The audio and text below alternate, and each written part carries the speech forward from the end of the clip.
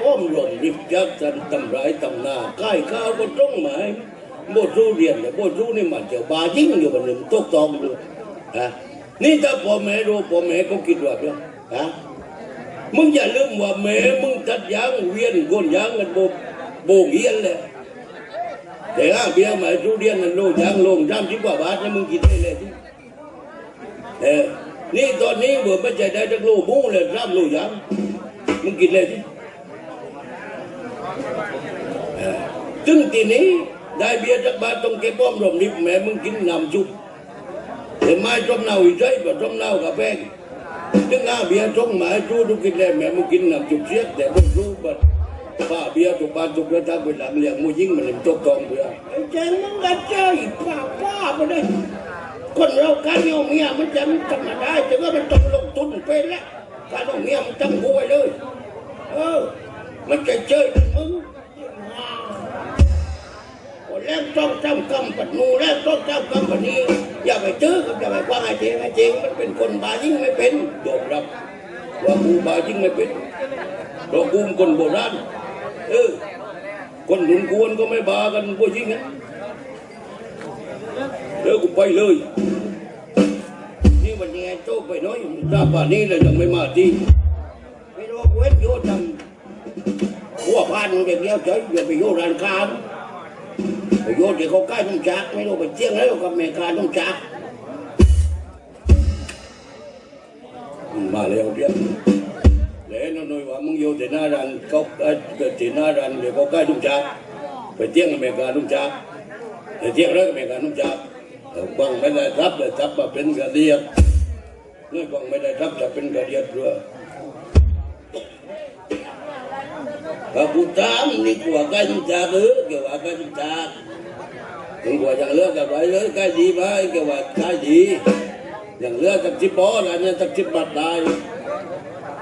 ไอ้กูว่าจิบบัดนั้นอย่าให้ใกล้นะกูตั้งมาแต่กูมาเถอะลงมาไปเอาเก็บไปจุ้งตังเลยกูวันนี้มึงมาด่ากูด่าว่าซักลุงซักว่าจะไม่เอาแล้วก็มึงซักว่าจริงเหมือนว่าอย่าให้ใกล้แต่กูซักว่าอย่าให้ตรงนี้ใกล้จะกูว่าแต่อย่าให้ตรงนี้เราหนึ่งทีหนึ่งบอกกูซักอย่าให้ก็ตกไม่ใช่กูซักยาวแต่คนเราฟังไม่ได้รับแต่จับมาเป็นกระเดียดถึงคนเราเม็ดแก่ตัวก็ตะเป็นจริงนะคนเราไม่นี้เก็บตัวกันแต่เป็นจริงลำใจเคยเราแปลว่าคนเห็นแก่ตัวพี่โทรรู้ได้ยังไงว่าคนเห็นแก่ตัวคนเป็นหรือว่าแต่คนนี้นี่แต่คนนี้วันศุกร์ก็ดียังไม่กูรับมาจากงานใจกูมาจากงานใจไปมาอ่านแกบนก็จะนี่นะแต่บัญชีก็กูมาอ่านแกบนก็จะนี่กูนั่งรถทัวร์มาจากงานใจแล้วมาลงปัตตาลุงแล้วแต่มึงจะมาหนักเรียนกับมันลบมันเด็กเจ้าเบาตั้งเป็นกันนั่งมันรถทัวร์นั่งเต็มพอมาถึงแม่กลีก็จอดให้คนแก่นั้นขึ้นมึงจะมาคนแก่ขึ้นมาถึงยืนจะว่างบอปวดรถเดียวไปใส่ปลัดไปคว้ารถเดียวไปคว้าปลัดไปใส่คุณนั่งเล่อยู่นี่ว่าเคยเจี๊ยจะไล่คนแก่นั่งมั่งตั้งแต่เด็กๆเป็นไม่มีเคยเจี๊ยจะไล่คนแก่นั่งคนเดียวกูต้นไม่ได้เลยเด็กเอ้ยมึงยกขึ้นให้คนแก่นั่งกูทำรับใช่เราว่ามันยกขึ้นให้คนนั่งกันเลยทำรับ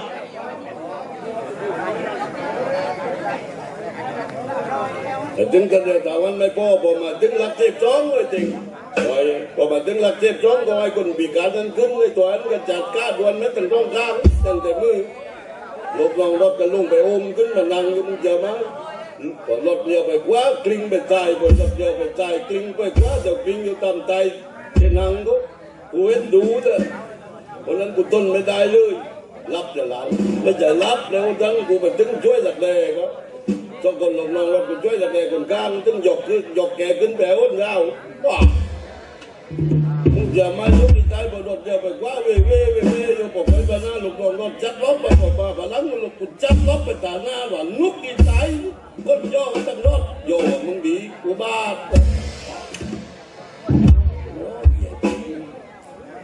มาตั้งชื่อบุเลยเลยบนรู้พี่นุ้ยเคยมีครอบครัวไหมไม่เคยมี พี่ไม่เคยมีครอบครัวนี่ดำใจบายุสักที่คือน้องที่เป็นรักรังแรงเกี่ยวพี่น้อยเคยพบแล้วพี่น้อยคนที่จะมาเรียนหนังสือกับผมเนี่ยคนที่มาอยู่เป็นเพื่อนผมนี่พี่น้อยทำอะไรที่บ้านพี่น้อยทำอะไรเลยครับอาชีพพวกจัดยางแต่ยางก็ไม่แก่ยางเองหลานจัดยางเพื่อนเขานี่ผมพี่น้อยเป็นคนยากจนครับยากจนแล้วพี่เจ้เลยครับผมมันจบว่าได้ลูกเพราะพี่เจ้เป็นเจ้ามือไฮโลครับเพราะมันจบว่าได้ลูกถูกไหมนะหนามั่งแผ่มั่งธรรมดาพี่โถนะเพราะมันเป็นลูกโขนังเพราะพี่โถที่เป็นลูกคู่หนังครับเพราะมันเป็นลูกโขนังนั่งเล่นหรือไม่ก็ไปตรงนั้นแล้วเราแต่เดินตามนั่งบ่เชิญแต่ก็ก้านไอ้โตมึงกันแล้วพี่นุ้ยลองเล่าประวัติชีวิตพี่นุ้ยของบ้านดิครับว่าเป็นยังไงเพราะตอนนี้ยังทนเช้าอยู่เลยผมคิดว่าเรนภาเขาจะคงยังไม่ตื่นแน่เราใช้เวลานี้มานั่งคุยกันสักพักหนึ่งแล้วผมจะพาพี่นุ้ยกับพี่เท่พี่โถด้วยไปบ้านของเรนภาเขาวันนี้ผมจะไปสารภาพรักกับเธอนะครับพี่นุ้ยครับไม่มีปัญหาพี่นุ้ยลองเล่าประวัติชีวิตพี่นุ้ยความบ้างประวัติชีวิตพี่นุ้ยเป็นมายังไงกับญาติปัญญาใจกับไม่มีปัญหาประวัติเพราะมันไอ้เดียวไม่จะอยากตรงนั้นปิดได้ข่าวว่าพี่นุ้ยนี่เคยติดคุกกับวันก่อนเคยติดร่างที่เรียกอะไรเนี่ยพี่นุ้ยไอ้นุ้ยก็จะติดร่างอยู่บนนั้นบนท็อปก็ติดร่างน้ำจ้าเลยท็อปเมกาน้ำจ้าใช่ตรงนั้นว่าท็อปเมกาน้ำจ้าถึงมาเบียร์เจ้ากับรับถึงเขาไปทำได้ในโรงพักยังเคยติดท็อปเมกาน้ำจ้าอ่านน้ำเพลงกูไปนั่งสั่งกาแฟหัวเจ้ากูสั่งจ่ายหัวเจ้ากูไปหัวเจ้ากูไปทุกคนเด็กๆนั้นเด็กๆเลยเด็กๆมึงไม่กี่คนกูไปทุกคนเด็กๆไปนั่งเด็กๆลาดตอนย่อ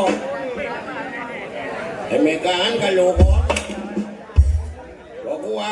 เมกาเอาจ่ายโดนแก้วนึงเมกาอันก็ยืนจงจ่ายโดนให้กูไอ้โลกกูกันยับเชื่อยับหมด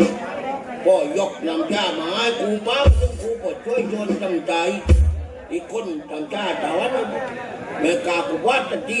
อย่าปวดกูตกเลยจะก็ตั้งโจรลบไปจันแล้วก็แล้วกูสดน้ำประบุนกูดำกูว่าเมกาได้พวกกินแกงหัวเด็กๆลบไปแล้วหัวมาได้เมกามานี่นำจ้าทูดจ้าโดนทูดแต่ใจก้มมีใจห้องเมกาอันตึงเล่ที่โจกตึงเล่นะกูฉันมาว่าวันนี้ไม่ได้เพราะฉันไม่ใจคนเชี่ยพันหนึ่งขับดักไม้เบียดแยกขับดักไปจำใช่หรือเปล่าเนี่ยตบกดเลยเดี๋ยวเห็นว่ากูไม่ใจคนมันเลยกูเป็นม้าหรือว่ามันเจ็บมันว่าไม่ใจคนนั่นมาถึงไม่ได้คนเอานุ่มขึ้นมานี่มึงชนเราใจได้ไม่ดำระบนนั้นมันก้มเลยไม่รู้กูก็เจอว่าเป็นงูเลย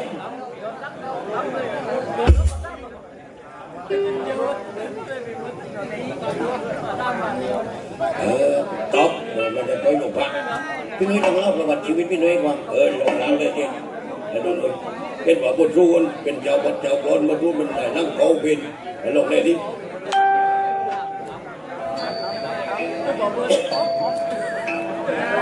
วันชีวิตคนละคัดไงเจงนะจะยังใจชีวิตคนละคัดเจงนะจะยังใจพูดต้นทางเนี้ยอยู่ไรจุดหมายเราหากินไปวันเจงนะบอกกันใจแต่ไม่เคยได้ริมลองไม่เคยได้กินของดีพอนึกเลยจะเจงยังเองกะมา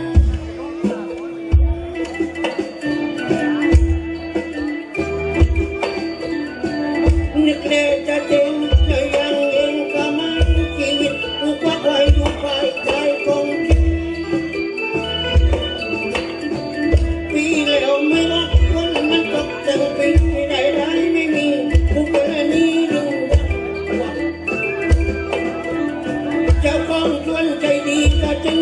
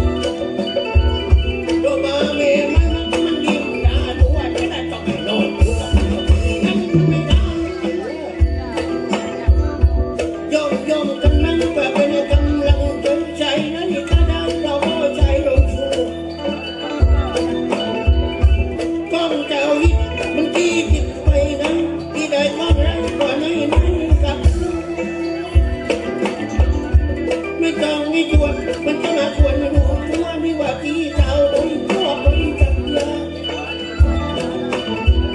นี่ตีเก่าตีที่แบบมันจะก็เลยแต่โตแล้วแต่มันจะพอพิจารณีมาทำดีได้จักอย่างจักทำที่ไม่มีอารมณ์คืนนั้นกูมาติดมันนอนหิบเอาไว้นั่นกูแค่ตอนแกไว้เป็นการเล่นชัดข้าจะงอกเพื่อจะงอกได้งอกฟ้าป่วยฟ้าป่วยช่วยกันร้อยว่ะมันมาวิ่งเลยกูจะว้าวเดี๋ยวเก็บเปรตนะคุณน้องไม่เจ็บใจเด็กกูรู้อีกแล้วคนจะมีกันอย่างนั้นไม่เกี่ยวไปจ้าแม่คือพ่อไม่ทันจริงกูเลยเลิกชีวิตมึงพี่หนุ่ยนี่สุดยอดจริงๆพี่หนุ่ยชีวิตพี่หนุ่ยนี่สนุกนะครับกับลูกคนนี้เด็กพวกเราโยกันวันนี้แล้วพี่เจ๊เลยเพราะมันมีปัญหาผมก่อนนี้มาโยเทบันดาดงยอดใจกับตอนนั้นนะเพราะมันมีปัญหากับแม่ใหญ่มีปัญหาอะไรกันเลยครับพี่เจ๊เด็กมันลุกไปตายแล้วเด็กก็มีปัญหากับแม่ยายก็เรื่องมันเป็นยังไงพี่เจ๊คือแม่ยายผมบ่นว่าเจ้าเบอร์จะคงวัดคนนั้นนะผมบ่นว่าถ้าโต๊ะเบอร์จะคงวัดนะผมมีรับกระเราเกเด็กรับกระเราเกเด็กแล้วก็ไปรำกันนี่ไปนุกกันที่บ้านนี่ทีนี้ก็มาเกินมันโต๊ะก็จริงดิโต๊ะก็จริงเป็นโต๊ะแต่30 บาทนี่ถ้าได้เบิ้ลเลือนี่ผมมาตัดสินใจตัวเด็กว่าเด็กไปเล่นกับเราเกียร์ที่บ้านกูเนี่ยคนนี้ก็บอกว่าเรียกมาแล้วไปเด็กมั่งเด็กเจิดมั่งไปจันนินมั่งไอ้เก้ามั่งไปก็ดุดๆนะหลายคนแล้วก็ปวดต้นเลยว่าสอดรำอยู่นะมา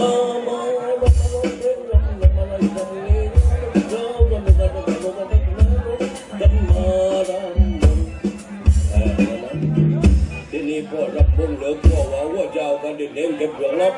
พ่อเด่นเก็บรวมรบกูไปนั่งอยู่กลางครัวกูไปนั่งกลางครัวเมียกันต่างบ้านเลยว่ากูไปนั่งกันเมียไปพ่อบอกพอดีนั่งกลางครัวแต่เมียว่าไปเตงตกเบอร์กันตกเลวแกบุญกับแกเลวและคืนนี้แล้วถึงไปเตงใจจะเป็นทุกข์อยู่เลยแล้วเอาว่าจะเป็นทุกข์กันไม่ใช่กูบุญสาวันโน่นะก็กูบนมากกว่าอันเลยนั่นแหละกูบนอะไรจริงลูกเมียว่าบนอะไรเลยกับหอกเลยที่เนี่ยแกเนี่ยว่างเบียร์ยังอยู่แล้วกูว่าแกน้องเริ่มน้องตายหกเลยไอ้ตบเลยไอ้ตายหกนี่แกบนเปรตบนพี่เป็นบนหนูมันไอ้มึงบนเมียกูก็ทำมึงกันได้พยายามโจกูกูใกล้มึงจะมาโจกูบนใกล้นั่นว่าข้าขอมือแต่ดำวักเนี่ยนอนเทเลยพ่อนอนเทขอมันไม่ติดตับลื้อเลยขอมือแต่ดำวักเนี่ยกูเมียคนต้นใจเมียก้าวไปตึ้งด่าจัดพวกอุบาทไอ้พวกเปลี่ยนไอ้พวกย่าจกบนหรือเราตั้งก็ไม่บอกบนได้บนได้แกว่างอย่างเบียอยู่เร็วนี่แกนอนกายพี่อยู่วันนี้จัดยาก็เป็นจัดแต่รวด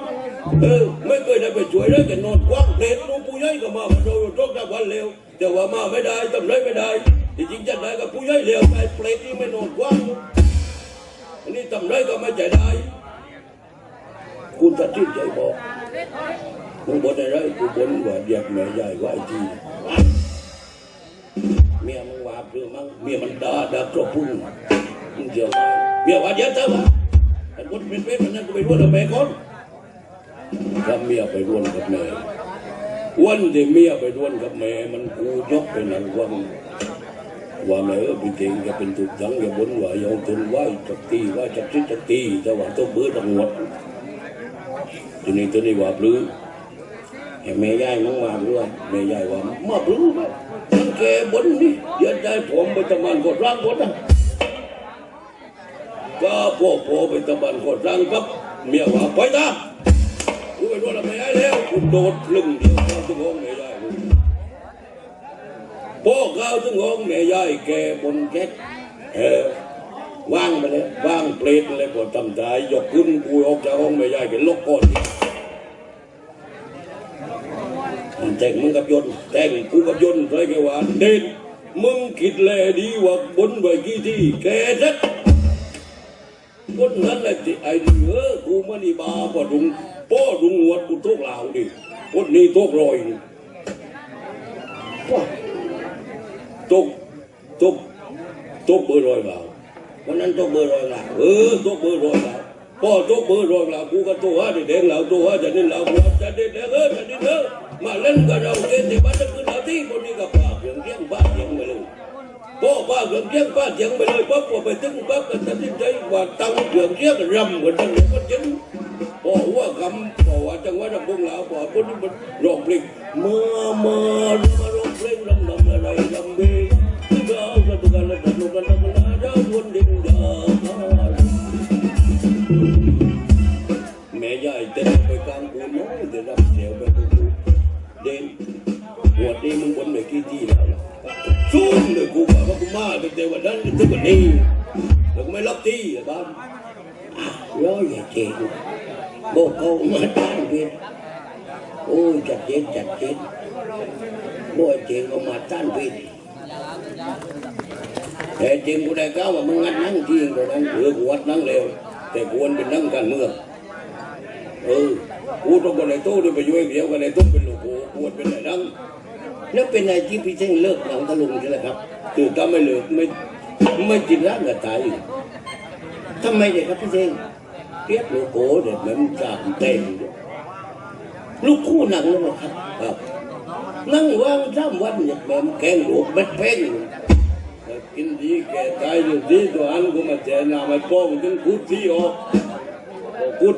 ต้องกุดซับถึงวันว่าอ้อมดีใส่เปล่ากัวลงไปใส่ตะล้อมใส่ปักชีแต่มันล้อมกว่าป้ามึงจะมาเราจำหนีอ้อมไปถึงถุงล้านนู้นน่ากินนั่นยังอยากเอาซ่องตัวเลยกว่าจะเบอร์แล้วเนี่ยแกเล็บไปเนี่ยกูได้เลิกจะบอกแล้วนั่งเคยได้แกจนนี่ตายโอ้โลโก้ไปปักแต่บ้านจ้ำโลโก้ไปปักแต่บ้านนั่งวางจ้ำขึ้นมาแล้วอีแตกเลือดเราได้ด้วนเบียร์กันคน9 บาท10 บาทกูไปซื้อปลาปองมา2 ปองโตก็ปลาปองปลอมลาวปลาปองเลยปลาปองปลอมนะปลาปองเลยหลายตัวปลาปองปลอมพอกูไปถึงซื้อปลาปองว่าเมกาซื้อปลาปอง2 ปองเลยเมกาว่าจีบตานั่นแหละตังค์ที่จันบ้านนั้นมันเมกาหลังตรงน้ำตาลกูกล้าไปถึงกูจีบเองเว้นปองเงินยาวว่าเพื่อนเขาบอกมา2 ปองพอไปถึงกัดเลยยังแต่น้ำมาเยอะบอกเดียวแต่น้ำดำปึ๊ดกูแกงเสร็จแต่พวกนี้กินกัน3 วันเลยก็ยังไม่นอนที่เด็ดจ้าเลยพอบอกงั้นตาเบอร์ดีกาเว้วันเดียวกันลูกกูนั่งไม่รับกันแล้วกูแกงกาเว้กินนกันแล้วโยเปรี้ยนตัวนั้นมาตายสิกูเลยแล้วโอ้ยพี่เจงลองขับหนังให้หน่อยดิครับลองขับหนังให้ฟังผมอยากฟังหนังตะลุงกับพี่เจงกลับไปที่ใจเย็นเดียวเลยกลับไปที่แต่กูกลับไม่ได้อย่างอื่นกูกลับไปเรื่องการเมืองอย่างเดียวกลับไปที่กลับไปดิกลับไป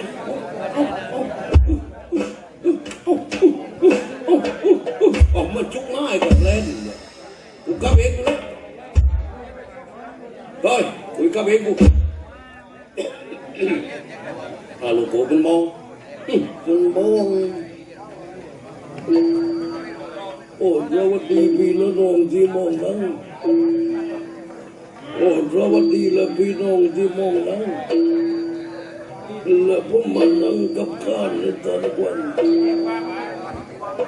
ผมมานั่งกับการในตอนวันสวยงามไงนั่งดูมั้งกูเด็กกูเลยกูไม่ได้กลับกับผมมองละโอ้สวัสดีพี่และน้องที่มองนั้นแล้วผมมานั่งกับกันในตอนวันว่าเพื่อนนั่งทุกคนที่สนใจ